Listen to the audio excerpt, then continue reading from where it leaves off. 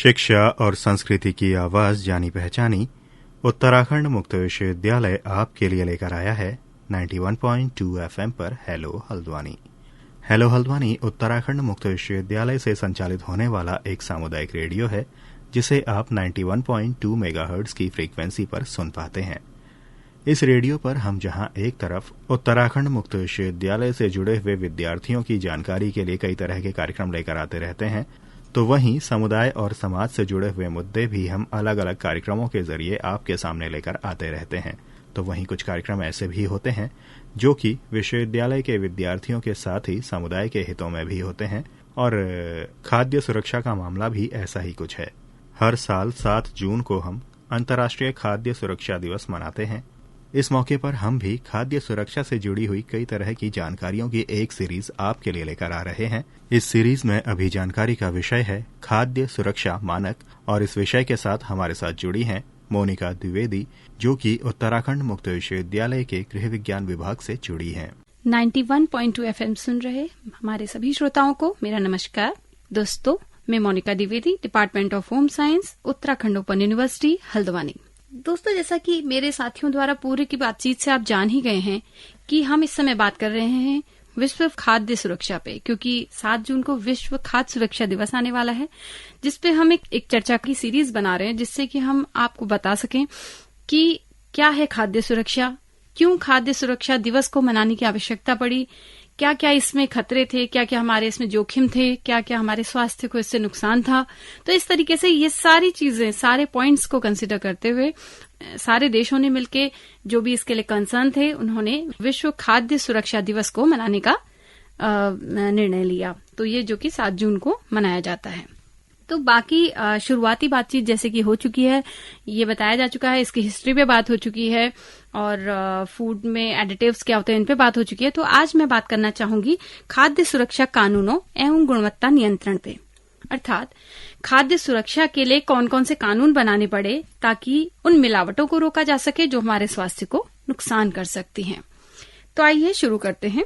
पहले तो ये बात करते हैं कि जो ये मिलावट है ये किस किस तरीके से हो सकती है। एक होती है जो आपकी जानकारी के बिना होती है, एक होती है जो जानकारी में होती है, अर्थात जानबूझ के की गई मिलावट होती है। प्रदूषित वातावरण भी इसका एक रीजन है कि अगर आपका आसपास का जहाँ पे ये कोई फूड यूनिट है या जहाँ पे कोई खाद्य से रिलेटेड कोई काम हो रहा है, अगर वहाँ के आसपास का वातावरण जो है वो प्रदूषित हो, साफ ना हो, अच्छा ना हो, तो उससे भी वो भी आपके भोजन को या आपके खाद्य पदार्थ को प्रदूषित करेगा। ये बिल्कुल जायज सी बात है, जो कि सर्वविदित है। मतलब ये समझने वाली बात है, क्योंकि जब आप सामान्य रूप से भी कहीं पे भोजन करना चाहते हैं तो आप देखते हैं कि आसपास साफ सफाई हो। गंदगी में बैठ के या गंदगी के बीच में आप भी भोजन करना भी पसंद नहीं करेंगे, तो कोई खाद्य यूनिट को इस प्रकार से लगाया नहीं जा सकता। दूसरी होती है प्राकृतिक रूप से पाए, कुछ पदार्थ ऐसे होते हैं जो प्राकृतिक रूप से पाए जाते हैं, उन विषाक्त पदार्थ जिनको खाने से कई बार तो मृत्यु तक हो सकती है। अगर वो आपके भोजन में आ जाएं तो उनसे मृत्यु तक हो सकती है। जैसे कई बार आपने न्यूज़पेपर में पढ़ा होगा या न्यूज में भी देखा होगा कि जहरीली मशरूम खाने से लोगों की मृत्यु हो जाती है। तो ये भी एक तरीके की प्राकृतिक मिलावट कह सकते हैं आप इसे, क्योंकि वो जो मशरूम है वो प्राकृतिक रूप से विषैला है। ठीक है, ऐसे ही कई बार हमने कई सब्जियों और अन्य सब्जियों के बारे में भी ऐसा पढ़ा है कि जंगली या जहरीली ये खाने से इनकी ये तबीयत मतलब खराब हो गई या ये स्वास्थ्य संबंधी परेशानी हो गई। तो इस तरीके से ये सब जो है आपका, ये सब आपका प्राकृतिक रूप से पाए जाने वाले विषाक्त पदार्थ हैं। इसके बाद आते हैं रासायनिक योगज, अर्थात जो केमिकल एडिटिव्स हैं। अर्थात जब फूड प्रोसेस होता है, फूड की प्रोसेसिंग हो रही होती है, तो उस समय केमिकल्स काफी ऐड किए जाते हैं, उनके द्वारा जो विषाक्तता आ जाती है। तो जैसे आप कोई चीज प्रसंस्कृत करते हैं, संग्रहण करने के लिए बनाते हैं, या फिर उत्पादन के समय आप, जैसे आपने देखा होगा कई कीटनाशकों का प्रयोग किया जाता है फलों सब्जियों पे, जो कि अगर आप बिना धोए फल या सब्जी खा लें तो आपको बहुत ज्यादा हद तक नुकसान कर सकते हैं। तो इनको रासायनिक योगज कहते हैं या केमिकल एडिटिव्स कहते हैं। इन सब को देखते हुए इन सब पे कैसे नियंत्रण किया जा सके, तो इसके लिए एक कौन कौन से संगठन बनाए गए या किन किन नियमों के तहत इसको सुरक्षित करने का प्रयास किया गया, आइए चर्चा करते हैं। सबसे पहले आता है जोखिम विश्लेषण महत्वपूर्ण नियंत्रण अंक, जिसे हम शॉर्ट में कहते हैं HACCP। ये एक बहुत ही लोकप्रिय माध्यम हो गया था, जिसका मेन उद्देश्य यह सुनिश्चित करना था कि खाद्य उद्योग में जो भी प्रचलित खाद्य प्रक्रियाएं हैं उनका रखरखाव सही ढंग से हो, और साथ ही जो खाद्य उद्योग में उत्पादों की सुरक्षा एवं गुणवत्ता वो बिल्कुल सही रहे। वही इस नियम की प्राथमिकता थी। इसके अलावा जो बैक्टीरियल या फिर वायरल कोई इन्फेक्शन उनमें है, इससे उनका मतलब नहीं था। ये केवल गुणवत्ता और उनकी खाद्य की जो निर्माण प्रक्रिया है, उनकी सुरक्षा है, उस पे फोकस था। एक और है कोडेक्स एलिमेंटेरियस। इसमें ये एक अंतर्राष्ट्रीय संगठन है जिसके माध्यम से दुनिया भर, मतलब जितने भी वर्ल्ड में जितने भी कंट्रीज हैं, सबके लिए मानक बनाए गए हैं। अच्छा, मानक क्यों बनाए जाते हैं? मानक इसलिए बनाए जाते हैं कि वो एक मिनिमम आपके स्टैंडर्ड्स होते हैं कि जिससे नीचे अगर जो उन्होंने मानक बना दिए हैं उससे नीचे अगर कोई फूड जाता है, कोई खाद्य पदार्थ होता है, तो उसको आप जो है वो अपना प्रमाणित नहीं करेंगे। उसको जो प्रमाण देते हैं वो नहीं देंगे अगर वो उनके मानकों पे खरा नहीं उतरेगा। तो इसका उद्देश्य भी यही था। तो उद्देश्य की अगर हम बात करें, एक तो स्वास्थ्य की रक्षा करना ऑब्वियस है कि अगर आपके भोजन में कोई विषाक्त पदार्थ आता है या उसमें उनके मानकों से ज्यादा केमिकल्स ऐड किए जाते हैं या अन्य कोई मिलावट होती है, तो उससे अगर कोई भी कुछ भी अगर वो आप खाते हैं, कोई भी व्यक्ति खाता है, तो उसके स्वास्थ्य पे खराब असर होगा। तो इसका पहला उद्देश्य तो ये है कि मानव स्वास्थ्य की रक्षा करना। दूसरा, मिलावट को रोकना। भोजन में डिफरेंट टाइप से मिलावट होती है, दालों में मिलावट होती है, मसालों में मिलावट होती है, दूध में मिलावट होती है, अलग अलग तरीके से मिलावट होती है। तो इन सबको भी रोकना, ये इनका उद्देश्य था। और दूसरा, खाद्य व्यापार में निष्पक्ष जो प्रक्रिया है, खाद्य व्यापार की जो प्रक्रिया है, इसको निष्पक्षता इसमें लाना, ये भी इनका एक उद्देश्य था। क्योंकि हर चीज आपके देश में हो जरूरी नहीं है, कई चीजों का निर्यात होता है, कई चीजों का आयात होता है। तो इस तरीके से एक व्यापारिक जो है आपका तालमेल बना रहता है। तो इसमें भी निष्पक्षता होनी अति आवश्यक है, क्योंकि अगर बाहर से कोई प्रोडक्ट आ रहा है और उसकी जांच नहीं हो रही है, तो फाइनली वो आ तो हमारी कंट्री में रहा है, और अगर उसको खाने के बाद किसी के स्वास्थ्य पे कोई असर होता है, तो वो भी है तो स्वास्थ्य को ही नुकसान है। तो इसका भी उसमें जांच की जानी चाहिए निष्पक्षता से, कि बाहर से कोई वो भी आ रहा है तो उसकी भी पूरी जांच हो। ये नहीं है कि बस केवल देश के अंदर आपने अपने जो उत्पाद हैं उनको इसमें प्रमाणित करना है, ऐसा नहीं है। तो भारत में जैसे इसके अंतर्गत कई मार्क हैं। जैसे आपने देखा होगा, आप मसाले के डब्बे लेते हैं, आप दाल के पैकेट्स लेते हैं, उनमें कहीं कहीं लिखा होता है, जैसे FSSAI का मार्क होता है, एग मार्क का होता है, BIS का होता है, जिसे ISI मार्क भी कहते हैं। सुने भी होंगे आपने, बोला जाता है कई चीजों में ISI मार्क होता है। एग मार्क, मसाले आते हैं, मसालों में एग मार्क का होता है, दालों में एग मार्क का होता है। मेन रूप से कृषि उत्पाद, मसाले, इन चीजों को एग मार्क अपना वो देता है, प्रमाण पत्र देता है। वो भी तब जब आप उनके स्टैंडर्ड्स के हिसाब से वो चीज का उत्पादन करते हैं, उस पर्टिकुलर थिंग का। तो इस तरीके से कई अलग अलग मानक बनाए गए हैं, मानक स्थापित किए गए हैं, जिससे कि जो स्वास्थ्य है और जो फूड सेफ्टी है उसको पूर्ण रूप से सुरक्षित किया जा सके और उसके क्वालिटी को मेंटेन किया जा सके। बात करते हैं FSSAI। जैसे कि मैंने आपको बताया, FSSAI जो कोडेक्स के अंतर्गत आता है। तो FSSAI क्या काम करता है, इसके उद्देश्य क्या है, चलिए आइए बात करते हैं थोड़ा सा, ताकि एक आपको जानकारी इसकी मिल सके। FSSAI जो है वो खाद्य सुरक्षा मानक अधिनियम के अंतर्गत 2006 में लागू किया गया, जो कि भारत में खाद्य सुरक्षा और विनियमन से संबंधित एक कानून है। इसमें होता क्या है, इसमें मेन उद्देश्य वही है, सार्वजनिक स्वास्थ्य की सुरक्षा और इनके प्रचार प्रसार का काम है कि इनको जागरूक बनाना है। रूल्स रेगुलेशंस जो भी आपके हैं या जितने भी कानून बनाए गए हैं उनके बारे में जागरूकता। और खाद्य सुरक्षा और मानक प्राधिकरण जो है, इसका मुख्यालय न्यू दिल्ली में है। FSSAI का जो हेडक्वार्टर है वो दिल्ली में है, वहीं से ये लोग सब चीज हैंडल करते हैं। देखिए इसके अंतर्गत कौन कौन सी वैधानिक शक्तियां आती हैं उस पर बात कर लेते हैं, ताकि आपको पता चले FSSAI क्या है और क्या काम कर रहा है और उनकी पावर्स क्या क्या हैं। एक तो ये करते हैं, मानक नियमों को तैयार करते हैं, खाद्य सुरक्षा मानकों को निर्धारित करना इनका काम है। प्रयोगशालाएं बनाई गई हैं ऑल ओवर इंडिया, ताकि जहां पे टेस्टिंग होती है डिफरेंट फूड प्रोडक्ट्स की। और केंद्र सरकार को वैज्ञानिक सलाह देते हैं, तकनीकी सहायता प्रदान करते हैं। भोजन में अंतर्राष्ट्रीय लेवल पे तकनीकी मानकों के विकास में योगदान देते हैं। खाद्य खपत, प्रदूषण, उभरते जोखिम आदि के बारे में आपके आंकड़े भी एकत्रित करते हैं। इसके अलावा भारत में खाद्य सुरक्षा और पोषण, इन दोनों के बारे में जागरूकता पैदा करना भी इनका एक काम है। इनका उद्देश्य के बारे में अगर हम बात करें तो जैसे कि हम पहले ही बात कर चुके हैं, मानकों को तय करना, निर्माण, भोजन निर्माण, भंडारण, सुरक्षा, आयात निर्यात, इसको हैंडल करना और खाद्य सुरक्षा को सुगम बनाना, ये सब इनके मेन ऑब्जेक्टिव्स हैं। उद्देश्य हैं। आइए कुछ अधिनियमों के बारे में बात करते हैं जो पूर्व में भी चलाए गए ताकि फूड क्वालिटी को थोड़ा सा कंट्रोल किया जा सके। जैसे कि एक है PFA, prevention of food adulteration. इसका मेन उद्देश्य होता है, जैसे कि नाम से ही जाहिर है, एडल्ट्रेशन अर्थात भोजन में मिलावट जो होती है उसको रोकना, वो इनका मेन उद्देश्य है। क्योंकि मिलावट रुक जाएगी तो भोजन की गुणवत्ता खुद ही सुधर जाएगी। तो इसका एक उद्देश्य ये भी है, भोजन की गुणवत्ता को सुधारना। और अगर कोई मिलावटी भोजन है या संदूषित भोजन है, उसके एक तो उत्पादन पे रोक लगाना, उसके व्यापार पे रोक लगाना, ये भी इनका काम है। फूड एक और एक्ट है, एक और अधिनियम है जिसके बारे में हम बात करेंगे, वो है FPO। इसका फुल फॉर्म है फूड प्रोडक्ट ऑर्डर। और जैसे कि नाम से ही समझ में आ रहा है, फ्रूट प्रोडक्ट ऑर्डर अर्थात फलों और सब्जियों के बारे में ये रखा गया है ये अधिनियम। इसके अनुसार फल और सब्जियों के प्रसंस्करण संबंधी सभी जो भी इकाइयां इसका प्रसंस्करण कर रही हैं, उनको इसका सर्टिफिकेट या इसका लाइसेंस लेना अनिवार्य होता है। अगर आप कोई यूनिट लगाना चाहते हैं जिसमें आप प्रसंस्कृत करना चाहते हैं किसी फ्रूट प्रोडक्ट को या फिर वेजिटेबल्स को, तो आपको इसके लिए एक लाइसेंस लेना जरूरी है। और इन यूनिट्स का समय समय पर इसके अधिकारियों द्वारा औचक निरीक्षण भी किया जाता है।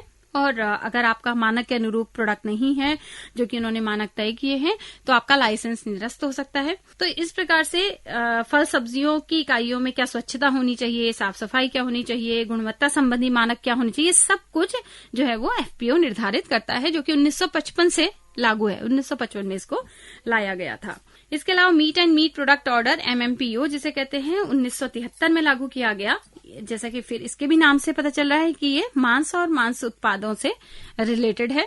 तो इसमें आपको पता है कि नॉनवेज वेजिटेरियन फूड से ज्यादा नुकसान करता है अगर वो प्रदूषित हो।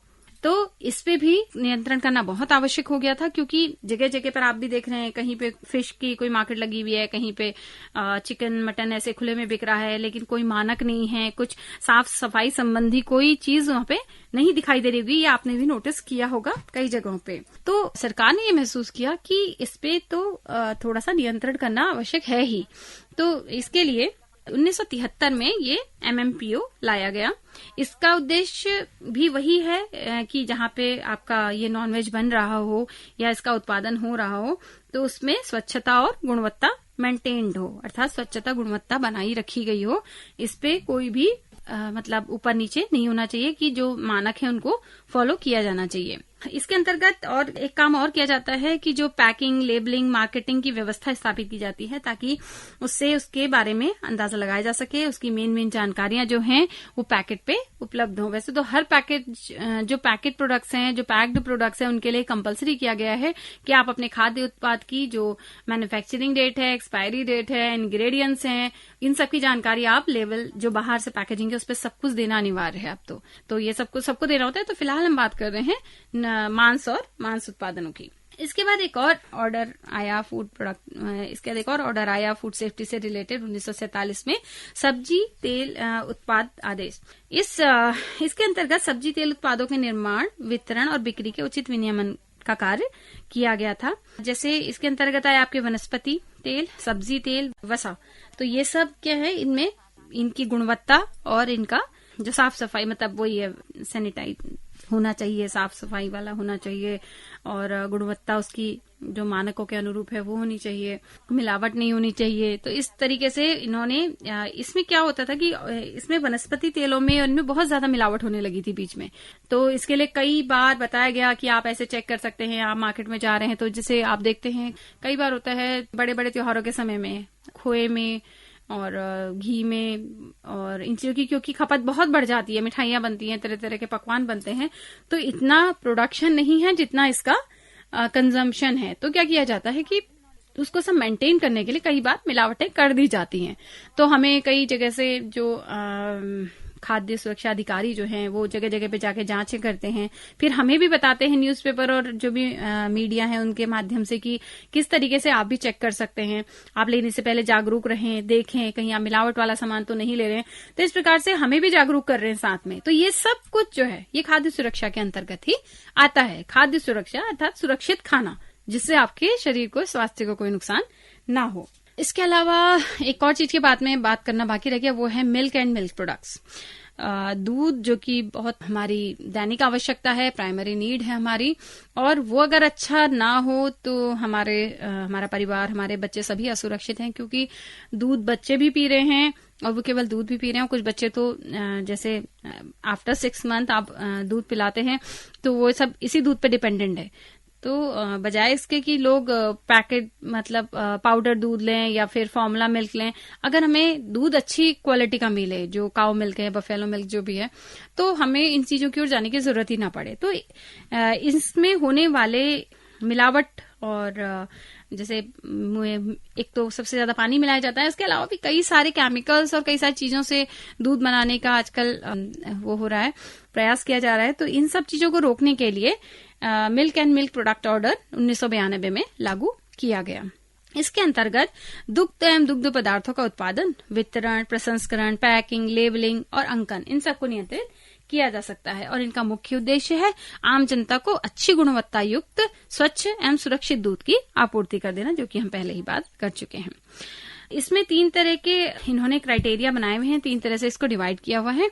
जैसे अगर आपके जो भी आपका यूनिट है, मिल्क प्रोडक्शन यूनिट है, अगर उसका उत्पादन प्रतिवर्ष 500 टन से कम है तो इसके लिए आपको कोई भी पंजीकरण नहीं कराना है। लेकिन अगर आपका उत्पादन 500 से 3750 टन है वार्षिक, तो आपको इसका जो पंजीकरण है वो स्टेट गवर्नमेंट में, राज्य सरकार में इसका पंजीकरण होना अनिवार्य है। और अगर आपका प्रतिवर्ष उत्पादन 3570 से भी ज्यादा है तो इसका जो रजिस्ट्रेशन होता है वो केंद्र सरकार में होता है, सेंट्रल गवर्नमेंट में होता है। तो इस प्रकार से ये कोशिश की गई है ताकि मिलावट को रोका जा सके और गुणवत्ता को बनाया जा सके। ये कोशिश है, लेकिन ये तभी संभव है जब हम इसको अमल में लाने का प्रयास करें। हम एक जागरूक कंज्यूमर बने, जागरूक उपभोक्ता बने, हमें पता हो कि सही और गलत में पहचान कैसे करनी है, कौन कौन से लॉज हैं। इसीलिए शायद आज हम ये सब डिस्कशन यहाँ पे कर भी रहे हैं। अब कुछ बात करते हैं मानकों की, जो मानक हमारे यहाँ दिए गए हुए हैं।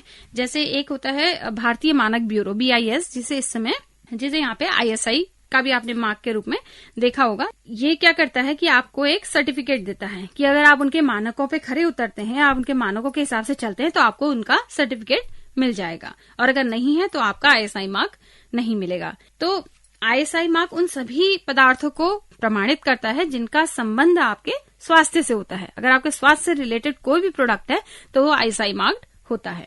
अगला है एग मार्क। एग मार्क आपने देखा होगा अक्सर ही मसालों, दालों, सूजी, इन सब चीजों में, मतलब जो भी आपके फूड प्रोडक्ट्स हैं जो आप किचन में यूज करती हैं, उनमें एग मार्क का लगा होता है स्टैम्प। एग मार्क मतलब होते हैं वो, उनको प्रमाण मिला होता है एग मार्क से।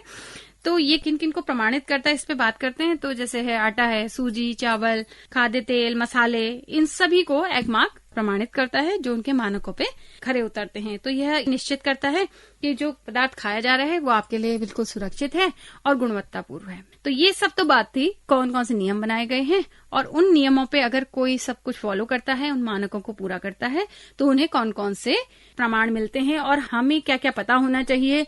किसी पदार्थ को लेने से पूर्व एक बार उसकी पैकिंग चेक कर लें, उसके बारे में पढ़ लें, उसकी मैन्युफैक्चरिंग देख लें, उसकी बेस्ट बिफोर या एक्सपायरी डेट देख लें, और प्लस उसमें ISI मार्क है, एक मार्क है, या जिस भी मार्क के वो अंडर आता है वो मार्क है या नहीं है। तो जो ये पूरा खाद्य सुरक्षा कानून था, इसके बारे में हम इतना ही बात करेंगे। अगली चर्चा आप हमारे अगले साथी के साथ करेंगे। तब तक के लिए धन्यवाद।